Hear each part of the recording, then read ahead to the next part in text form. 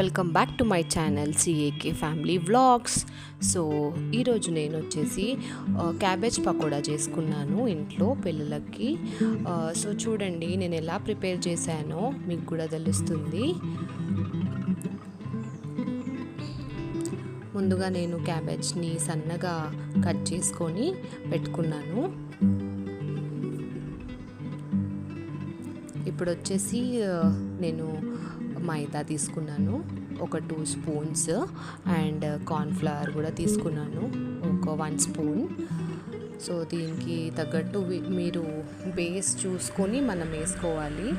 కొంచెం ఏదంటే డఫ్ లాగా కావాలి అది పిండి. ఇప్పుడు కొద్ది లైట్గా పసుపు వేసుకున్నాను.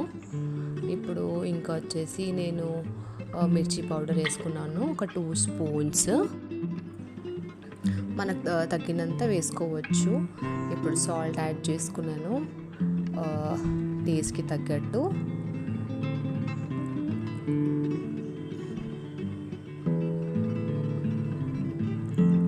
ఇప్పుడు ఏం చేసినానంటే నేను గరం మసాలా పౌడర్ కూడా దీంట్లో వేసుకున్నాను.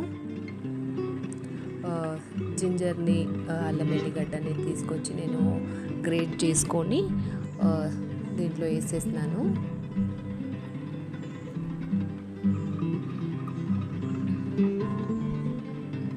గార్లిక్ని సన్నగా కట్ చేసుకొని అది కూడా వేసేసిన.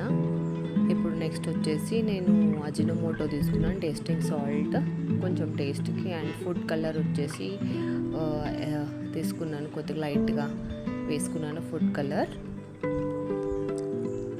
ఇప్పుడు దీన్ని బాగా కలుపుకోవాలి ఈ పౌడర్ దీన్ని.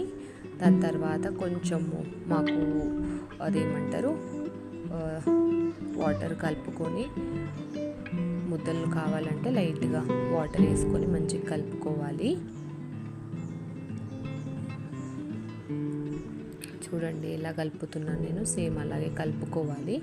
ఇంకా మీకు వాటర్ తగ్గుతూ ఉంటుంది, మనం కొంచెం యాడ్ చేసుకొని వాటర్ కలుపుకొని ఓ ముద్దలా తయారు చేసుకోవాలి. సో ఇప్పుడు నేను దీన్ని ఒక బాల్స్ లాగా చేసుకొని ఆయిల్లో 1 by 1 నేను వేసుకున్నాను.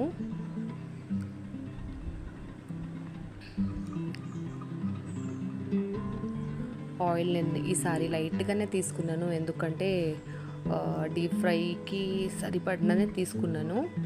సో ఇప్పుడు ఇది లైట్గా గోల్డెన్ బ్రౌన్ కలర్ అయ్యేంత వరకు మనం ఫ్రై చేసుకోవాలి. So cabbage pakoda is ready. So thank you for watching my video. So do like, share and subscribe my channel.